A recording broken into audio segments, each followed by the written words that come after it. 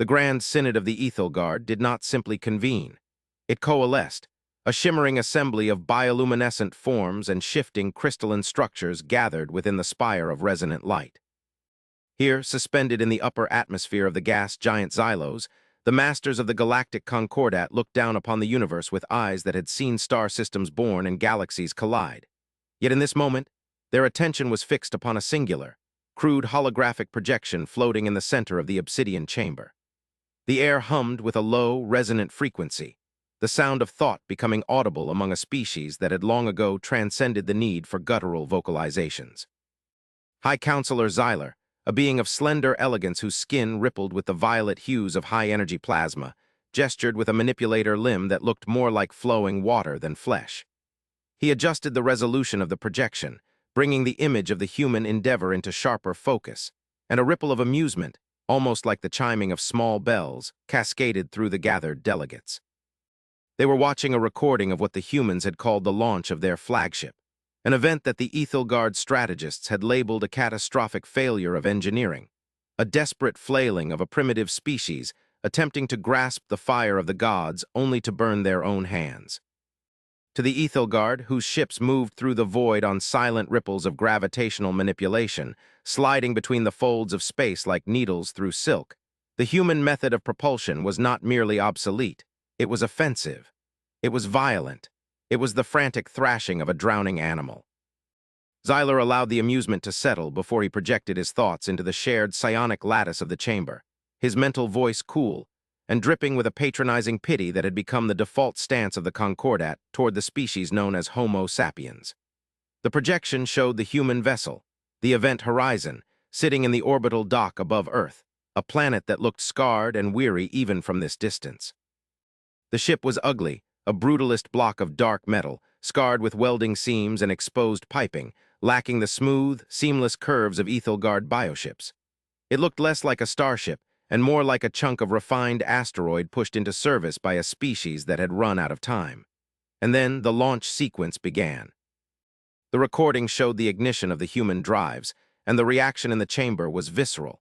Several of the more sensitive crystalline entities dimmed their luminescence in sheer second-hand embarrassment. The human ship did not glide. It did not hum. It detonated. A bloom of dirty, chaotic radiation erupted from the rear of the vessel, a plume of nuclear fire that looked like a weapon discharge rather than a navigational burn.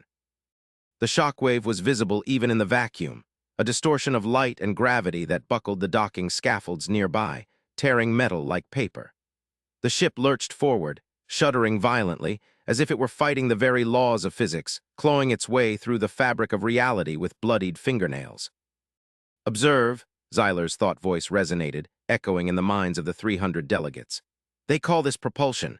They detonate fission devices behind their own vessel and ride the shockwave. It is a crude brutality that defies logic. They poison the space around them to move a fraction of a light year. It is like burning down a forest to warm a single cup of water." A wave of agreement washed through the synod. The Ethelgard valued harmony above all else. Their technology was an extension of the natural order, a gentle coaxing of the universe's underlying energies. The humans, by contrast, seemed to view the universe as an enemy to be beaten into submission. The recording played on, showing the human ship vibrating so intensely that structural integrity alarms were lighting up the stolen telemetry feeds the Ethelgard had acquired. The human crew inside, fragile fleshy things encased in bulky pressure suits, were strapped into gel-filled pods, enduring G-forces that would liquefy a civilized species. It was grotesque. It was painful to watch. "They broke their own orbital station," remarked Counselor Vren, a warrior-caste Ethelgard whose carapace shone with the dull red of hardened neutronium. "The telemetry confirms that the launch shear destroyed 40% of the drydock structure. They sacrificed their own infrastructure just to leave their gravity well. It is not a launch. It is an explosion with a trajectory. Why do we concern ourselves with these savages? If they wish to destroy themselves with their incompetence, let them. The void is large, and their noise will eventually fall silent." But Xylar did not dismiss the image. He zoomed in on the aft section of the human ship, where the radiation was hottest, W.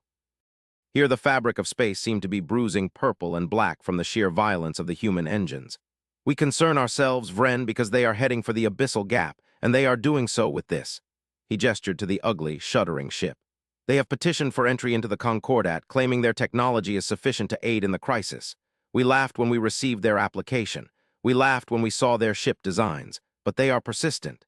They claim that this catastrophe is capable of traversing the null zones where our silent drives falter. A ripple of unease replaced the amusement.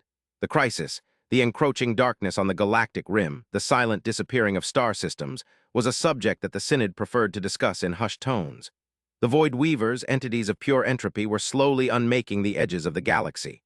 The Ethelgard had sent their finest fleets, ships of light and song, only to have them vanish into the silence. The idea that these primitives, with their leaking reactors and explosive propulsion, could succeed where the Golden Fleets had failed was absurd. It was insulting. And yet the humans were coming. They had sent a diplomatic envoy aboard that very ship, the one that looked like it was shaking itself apart, to present their case. The audacity is almost admirable, mused a delegate from the aquatic Oroni collective, their thoughts bubbling up like air from the deep. They build a ship that looks like a floating tomb, light it on fire, and demand a seat at the high table. Perhaps we should grant them an audience, if only to explain to them why their presence is a danger to the stability of the civilized lattice. We can dismantle their arguments with the same ease we would dismantle a child's toy. Xyler nodded slowly. It was decided. They would allow the humans to dock or crash, as seemed more likely, at the spire. They would bring these admirals and ambassadors into the Hall of Ascendance, surround them with the grandeur of 1 billion years of Ethelgard history, and gently, firmly tell them to go home before they hurt themselves. It would be a lesson in humility. The recording looped again, the human ship tearing a hole in the night, a silent scream of fusion fire that looked, to the refined eyes of the aliens, like a desperate cry for help. They did not understand that to a human, fire was not just destruction. Fire was the first tool. Fire was the only thing that kept the cold at bay. The arrival of the event horizon 3 cycles later was an event of terrified fascination for the traffic controllers of the spire. The Ethelgard traffic web was a masterpiece of flow and precision, thousands of vessels weaving in complex automated ballets. Then came the human signal. It was analog. It was loud. It blasted across the comms spectrum with the subtlety of a landslide. "This is United Earth Ship Event Horizon requesting vector," a human voice crackled, laced with static and the background roar of machinery. "We are heavy. Repeat, we are heavy. Clear the lane." The controllers, used to guiding ships that had practically zero mass, were confused. Heavy, mass was a variable to be negated, not a constant to be accommodated. But as the human ship dropped out of its crude warp translation, the gravity sensors on the spire screamed. The ship didn't just have mass. It was carrying something incredibly dense. It bulleted its way into real space, its hull groaning, the residual heat from its transit boiling the trace gases of the upper atmosphere. It didn't dock so much as it collided with the magnetic clamps, shuddering to a halt with a metallic screech that vibrated through the station's hull. Inside the Hall of Ascendance, the atmosphere was thick with anticipation and a lingering sense of superiority. The Synod members had arranged themselves in a tiered amphitheater of floating crystalline platforms, creating a vertical hierarchy that was designed to intimidate. Xyler sat at the apex, his light pulsing with regal authority, when the heavy blast doors hissed open, a sound that seemed too mechanical for this sacred space. The humans entered. There were 5 of them. They did not float. They walked. They wore boots that clanked against the pristine floor, a rhythmic, heavy sound that echoed in the silence. Their uniforms were dark blue and gray, adorned with ribbons and metal pins, functional and stiff. They wore no exosuits, breathing the station's air directly, which was considered reckless given the microbial diversity of the hub. Leading them was a woman of advanced years, her hair the color of steel wool, her face lined with the deep grooves of stress and gravity. She walked with a cane, not out of frailty, but with the intent of someone who used it to test the ground before her. This was Ambassador Solara Vance. Flanking her was a man who looked like he had been carved from granite, Admiral Cale Thorne, his eyes scanning room not with wonder, but with a tactical assessment that made Xyler's skin crawl. They stopped in the center of the chamber, looking up at the towering alien dignitaries. They looked small. They looked breakable. Xyler projected his voice, amplifying it to fill the room, ensuring the humans felt the full weight of the civilization they were petitioning. "You stand before the Synod of the Ethelgard, children of Earth. We have watched your arrival. We have seen the primitive violence of your vessels. You come to us seeking alliance, seeking to join the fight against the void, yet you arrive in a ship that bleeds radiation and threatens the structural integrity of our dock. Do you truly believe you belong here?" The translation devices on the humans' collars chirped, converting the psionic message into audio. Ambassador Vance didn't flinch. She adjusted her cuffs, looked around the room, and then met Zyler's gaze with a calmness that was unsettling. "We apologize for the mess, Counselor," she said, her voice raspy but clear. "Our engines are designed for difficult terrain. We didn't come here to impress you with our elegance. We came here because our sensors indicate you are losing the war." A murmur of outrage rippled through the hall. "Losing?" Vren, the warrior counselor, floated down a few meters, his neutronium shell clicking. "We are holding the line. Our silent fleets are engaging the Void Weavers across a dozen sectors. We are a civilization of harmony and light. We do not lose. We merely endure. You who struggle to leave your own moon without cracking it dare to speak of our strategic situation." Admiral Thorne stepped forward, his hands clasped behind his back. "We've seen your battle reports, Counselor Vren. We intercepted the scatter data from the Antares sector. You aren't holding the line. You're vanishing. Your ships go into the null zones and they simply stop existing. Their drives fail because the laws of physics in those zones are wrong. Your technology relies on cooperation with the universe, but the Void Weavers don't cooperate. They rewrite the rules. And you believe your crude machines can survive where our masterpiece vessels cannot?" Zyler asked, his tone mocking. "Because you burn dirty fuel, because you use explosions for propulsion. Because we don't ask the universe for permission to move," Thorne said, his voice dropping an octave, becoming a low rumble. "You saw our launch, you laughed, we know you did. You saw a ship tearing itself apart. You saw radiation leaks and structural stress. You saw a disaster." He paused, looking around the room at the glowing, ethereal beings. "But what you didn't see, because you don't look for it, is the payload." "Payload?" Zyler asked. "We scanned your vessel. It is filled with lead, concrete, and redundant mechanical systems. It is dead weight." "It's shielding," Vance corrected gently. "And armor and kinetic dampeners. You see, Counselor, your ships are beautiful. They are like bubbles of soap, perfect and iridescent. But the void is a needle. When you enter a null zone, the entropy field unravels your delicate gravity drives. It disperses your energy shields. It turns your elegance into nothingness. Our ship, the Event Horizon, it's a brick. It's a solid block of stubborn matter. And that terrible drive you saw. It's an Orion-class pulse drive modified with a singularities containment field. It doesn't glide. It kicks space in the teeth." "We are not here to debate engineering philosophy," Zyler dismissed, waving a limb. "We are here to deny your application. Your presence is a liability. Your technology is an environmental hazard. We cannot allow you to pollute the frontline with your fission waste. Go back to your rock.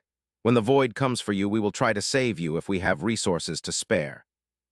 Vance sighed, a sound of profound weariness.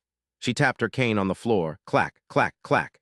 "We expected this. You value the aesthetic of survival more than survival itself. You think we are crude, but you are about to see something very ugly, Counselor, and for that I truly apologize." She tapped her earpiece. "Lieutenant, initiate the demonstration. Keep it contained." "Demonstration." Zyler's light flared red. "You will not activate weapons in this chamber." "Not a weapon," Thorne said. "A shield." Before the guards could react, a low, thrumming sound began to emanate from the human group. It wasn't a digital sound. It was mechanical, a grinding, churning noise that vibrated in the teeth of every alien present. The air around the humans began to shimmer, but not with the clean blue light of Ethelgard fields. It was a chaotic, static-filled distortion. The humans' personal devices were generating a localized field, but it was heavy, oppressive. The delicate anti-gravity platforms of the Synod began to wobble. The lights flickered. "What is this?" Vren shouted, his psionic voice strained. "You are disrupting the HAR." "Monic lattice." "We are generating a null field simulation," Thorne shouted over the rising mechanical whine. "This is the environment of the Void Weavers. This is what happens in the dark." Suddenly, the lights in the Hall of Ascendance died. The anti-gravity failed. 300 floating platforms crashed to the floor. The delicate bioluminescent aliens shrieked in panic as they hit the ground, their limbs tangling, their dignity shattered. The darkness was absolute save for the flickering sparks of shorting circuits. The silence of the psionic lattice was deafening. The interference had cut them off from one another. They were alone, blind, and heavy. Then a beam of light cut through the dark.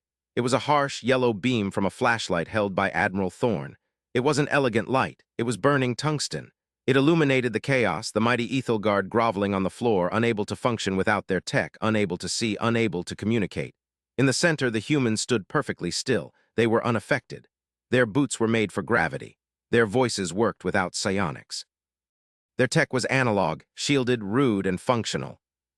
"This is what the void does," Vance said, her voice echoing in the acoustic space unaided by amplifiers. "It takes away your harmony, it takes away your physics, and when that happens, all your elegance is gone. You are left with nothing. But she tapped her cane again. "We are used to the dark. We are used to the heavy. We were born in the dirt, counselor. We evolved fighting gravity every step of the way. Your ships die in the null zones because they try to negotiate with entropy. Our ships survive because they ignore it." The field powered down. The emergency lights flickered on. The anti-gravity systems rebooted and the counselors floated up, shaken, terrified, and humiliated. Xyler dusted off his robes, his light dim and flickering. He looked at the humans with a new emotion. It wasn't respect, not yet. It was fear. The kind of fear one feels when they realize the monster they mocked is actually a guardian dog and the wolf is at the door. "That was unpleasant," Xyler whispered. "War is unpleasant," Thorn replied. "The launch you saw, that wasn't a failure. We were stress-testing the hull for a transabyssal jump. We are going to the heart of the Void Weaver infestation. We are going to deploy a beacon to stabilize the region. We aren't asking for your permission anymore. We're asking for your coordinates. Where is the front line failing the hardest?" The silence that followed was heavy. The laughter was gone. The ridicule of the terrible launch had evaporated, replaced by the sinking realization that the Ethelgard had built a civilization of glass, and they were looking at the people who brought the stones. Act 2, The Iron and the Silk. The transition from diplomatic rejection to tentative operational cooperation was fraught with friction. The Ethelgard High Command, pride bruised but desperation mounting, agreed to allow the Event Horizon to accompany the 7th Harmonic Fleet to the Sargasso sector, a region of space that was slowly turning gray and silent. The 7th Fleet was a majestic sight, 12 vessels of spun diamond and light, shaped like teardrops, moving in perfect synchronization. And in the middle of them, like a boulder in a stream of pearls, chugged the Event Horizon. It didn't keep formation. It drifted. Its maneuvering thrusters fired bursts of hydrazine that left chemical smears on the sensors of the nearby Ethelgard ships. The alien captains complained incessantly. "The human vessel is vibrating at a frequency that disturbs our meditation chambers," one captain signaled. "Can they not dampen their reactor output?" Admiral Thorn, sitting on the bridge of the Event Horizon, read the messages with a stoic expression. The bridge was a cramped utilitarian space. Wires hung from the ceiling. Coffee cups, actual ceramic cups with black liquid, sat on consoles that featured physical keyboards and tactile switches. The air smelled of ozone, recycled sweat, and machine oil. "Tell them," Thorn muttered to his comms officer, "that if we dampen the reactor, the magnetic bottle holding the singularity will collapse and take half their fleet with it. That usually shuts them up." Ambassador Vance sat in the observer's chair, watching the view screen. The Ethelgard ships were beautiful, she had to admit, but they looked fragile. "They still think we're a joke, Kale," she said softly.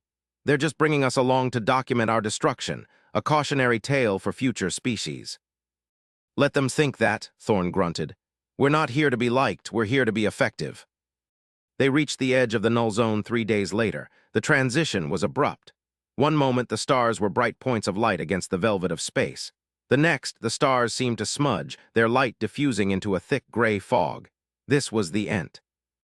Ropey front, the laws of thermodynamics here were being aggressively rewritten by the Void Weavers. Energy dissipated faster. Momentum bled away. Complexity broke down into simplicity. The Ethelgard ships immediately began to falter. Their hulls lost their luster. Their drive signatures fluctuated. "Fleet Commander," Thorn radioed over the interspecies channel. "We are detecting massive coherence breakdown in your lead vessels. You're losing containment." "We are adjusting," came the strained reply from the Ethelgard Admiral, a being named Lysara. "The song of the universe is faint here. We must amplify our resonance." "You can't sing your way out of a black hole," Thorn growled. "Pull back, let us take point." "Negative," Lysara replied, pride coloring her tone. "The 7th Fleet leads, the primitives follow." Then the attack came. It didn't come as a fleet of ships, it came as silence. The sensors on the Event Horizon screamed as a massive gravitational anomaly manifested directly in the path of the Ethelgard flagship. It wasn't a ship, it was a tear in reality, a mouth of the void. From it, the Void Weavers emerged. They were not made of matter, but of absence, shadows that devoured light, geometric shapes of non-existence that latched onto the bright Ethelgard ships. "They're draining them," the tactical officer shouted. Shields on the flagship are down to 0, hull integrity failing. On the screen, the beautiful diamond ships were turning to dust. As the Void Weavers touched them, the complex molecular bonds of the Ethelgard hulls simply unraveled. The aliens were being erased. "Admiral, the flagship is dead in the water. They're boarding." Thorn slammed his hand onto the armrest. "Helm, disengage safety interlocks on the main drive, all power to the forward shields, ramming speed." "Ramming speed, sir?" the helmsman asked, eyes wide. "You heard me, we're not going to shoot them. We're going to run them over." The Event Horizon roared. The terrible launch sequence that had mocked the aliens was reenacted, but this time in the depths of space. The human ship vented a massive cloud of superheated plasma, turning itself into a comet of dirty fire. The Singularity Drive groaned, twisting space around the ship into a knot of sheer gravitational violence. The Ethelgard ships, drifting and dying, saw the human vessel surge past them. It wasn't graceful. It was a brick thrown through a window. The Event Horizon didn't fire lasers. It didn't launch missiles. It simply accelerated to a significant fraction of light speed and plowed into the mass of Void Weavers surrounding the flagship. The impact was cataclysmic. The human ship was surrounded by a bubble of sheer force gravity, a byproduct of its crude drive. When it hit the void entities, the collision wasn't matter on matter, it was physics on anti-physics. The dirty radiation that leaked from the human engines, the very pollution the Ethelgard despised, acted like acid to the entropy creatures. They couldn't consume it fast enough. It was too hot, too chaotic, too real. The Void Weavers shrieked, a psychic scream that shattered the minds of half the Ethelgard crews and dissolved. The Event Horizon smashed through the blockade, its hull screaming as metal sheared and armor plates boiled away. But it held. The dead weight of lead and concrete absorbed the blows that would have evaporated the diamond ships. "We are through," Thorn yelled. "Hard turn, bring us alongside the flagship, extend the physical grappling lines." "Physical lines?" Lysara's voice came over the comms, weak and terrified. "You intend to tie us together." "Your drive is dead, Admiral," Thorn barked. "And your energy tractor beams won't work in this soup. We're using steel cables, magnetic clamps. We're going to tow you out." It was the most undignified thing that had ever happened to the Ethelgard. Giant harpoons fired from the human ship, slamming into the pristine hull of the flagship, biting deep into the crystal structure. Thick cables, made of woven carbon nanotubes and good old-fashioned steel, pulled taut. The Event Horizon shuddered, its frame groaning under the strain, and began to tow the massive alien vessel. "All ships form up on our wake," Thorn broadcasted. "We are bleeding radiation like a stuck pig, and right now that radiation is the only thing keeping the void off your backs. Get in the dirt. Stay close to the exhaust." And so the 7th Harmonic Fleet, the pride of the galaxy, limped home, huddled in the radioactive, toxic wake of a human ship that looked like a flying refinery. They were safe, but they were covered in the metaphorical soot of human survival. Back at the spire, the debriefing was somber. There was no laughter. The footage of the battle played, the Event Horizon smashing through the enemy like a battering ram, the brutal efficiency of the tow cables, the sheer resilience of the human hull. Xyler looked at the human delegation. They were tired. Thorn had a bandage on his forehead from when a console had exploded. Vance looked older, but they stood tall. You turned your ship into a weapon," Xyler said softly. "Not by adding guns, but by becoming the bullet." "We call it kinetic diplomacy," Thorn said, taking a sip from a flask he had snuck in.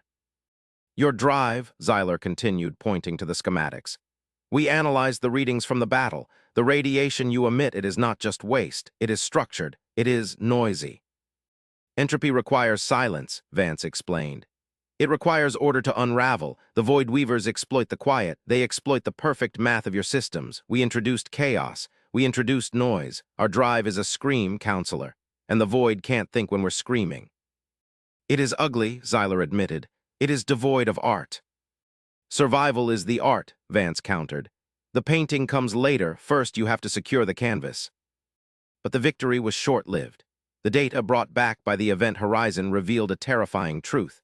The attack on the Sargasso sector was just a probe. The Void Weavers were not just incursions, they were building something. Deep in the abyssal gap in a region where no star shone, they were constructing a megastructure of pure silence. A null bomb. If completed, it would trigger a cascade failure of physics across the entire galaxy. The stars would simply go out. "We cannot reach it," Vren said, his warrior spirit dampened. The gap is too deep. The entropy density is 500% higher than the Sargasso sector. Our ships would dissolve in minutes. Even your sturdy vessel, humans, it would not survive the journey to the center. Thorne looked at the map. He looked at the readings. He looked at Vance. A silent communication passed between them, a decision made long before they left Earth. "We can reach it," Thorne said. "How?" Zyler asked. "You nearly broke apart towing one ship to enter the heart of the gap." "We won't be coming back," Thorne said simply. The alien council went still. The concept of suicide missions was foreign to them. They lived for thousands of years. Life was the ultimate premium. "The Event Horizon was not built to be a warship," Vance said, her voice trembling slightly. "It was built to be a bottle. I told you we carry a singularity. We don't just use it for fuel. We can uncork it." "You intend to detonate a black hole?" Zyler was aghast. "That would destroy the system. It would kill you instantly." "It's not a black hole detonation," Thorne corrected. "It's a frameshift inversion. We fly into the center of the megastructure. We release the containment. For a microsecond, we create a new Big Bang, a bubble of creation inside the realm of destruction. We rewrite the local physics back to standard. We overwrite their silence with the ultimate noise." "You would sacrifice yourselves for a galaxy that mocked you?" The question came from the Oruni delegate. "Why?" Vance smiled, a sad, tired smile. "Because you're the garden, we're the wall. You make beautiful things, Ethelgard. You make music and light and philosophy. Humans, we're good at surviving. We're good at digging ditches and enduring cold and dying so that others don't have to. It's what we do. We are the terrible launch. We are the explosion that starts the engine." Act 3, The Star That Screamed. The preparations for the final mission were solemn. The Ethelgard, for the first time in their history, lowered their shields in a gesture of respect as the Event Horizon refueled. They didn't mock the ugly ship anymore. They painted its hull with glyphs of protection, useless, perhaps, against the void, but meaningful. They loaded it with supplies they knew the humans wouldn't live to use. It was their way of saying goodbye. The journey to the abyssal gap was a nightmare. The Event Horizon was alone this time. No fleet could follow where they were going. As they penetrated deeper into the null zone, the ship began to groan. The metal of the hallways screamed as the molecular bonds were tested. The crew began to hallucinate. The void whispered to them, telling them to just lie down, to stop fighting, to be quiet. Thorne walked the decks, his voice booming over the intercom, reading poetry. Not Ethelgard haikus, but human poetry. Dylan Thomas. "Do not go gentle into that good night." He read it over and over, his voice fighting the silence. The crew rallied. They focused on the noise. The clanking of the boots, the hum of the fans, the rattle of the pipes. They made noise to stay alive. They reached the megastructure. It was a sphere of absolute nothingness, the size of a star system. It was terrifying. It was the end of all things. "Target in range," the tactical officer whispered, blood running from his nose. The pressure was immense. The ship was literally falling apart. The hull breaches were being sealed by automatic foam, but the foam was disintegrating. "Helm lock trajectory," Thorne ordered. "Center of the sphere, maximum thrust. Let's make it a good launch." "Aye, sir, a terrible launch." The Event Horizon fired its engines one last time. It didn't just accelerate. It tore itself to pieces to gain speed. The rear section exploded, propelling the forward habitation module and the singularity containment unit into the heart of the darkness. Inside the spire of resonant light, the Ethelgard watched the long-range sensors. They saw the tiny spark of the human ship enter the massive shadow of the void structure. "They are gone," Vren bowed his head. "Wait," Zyler said, "look." In the center of the darkness, a light appeared. It wasn't the soft, blue light of the Ethelgard. It was a violent, blinding, chaotic white. It expanded. It didn't ripple, it exploded. The telemetry screens went white. The sensors overloaded. When the sensors reset, the void structure was gone. In its place was a nebula, a massive, swirling cloud of gas and plasma burning with the fury of 1,000 births. The silence had been broken. The physics of the region had been violently reset to standard. The void weavers had been burned away by the sheer radiance of the event. And in the center of the nebula, there was a signal. It wasn't a distress beacon, it was a broadcast. Zyler tapped the console with trembling fingers. "Audio," he commanded. The sound filled the Hall of Ascendance. It was static at first. Then a voice, not Thorne's, not Vance's, but a recording they had left to play on the loop of the new star they had created. It was laughter. Not mocking laughter, not cruel laughter. It was the sound of a child laughing, a belly laugh of pure joy, of defiance of life. It looped over and over, amplified by the energies of the nebula, broadcasting across the entire sector. The humans had turned their death into a joke on the universe. They had used their terrible technology to punch a hole in the dark and fill it with the sound of joy. Years later, the Ethelgard would rebuild. The alliance would grow. Humans would eventually be found, colonies that had been hidden, other fleets that were just as ugly and just as strong.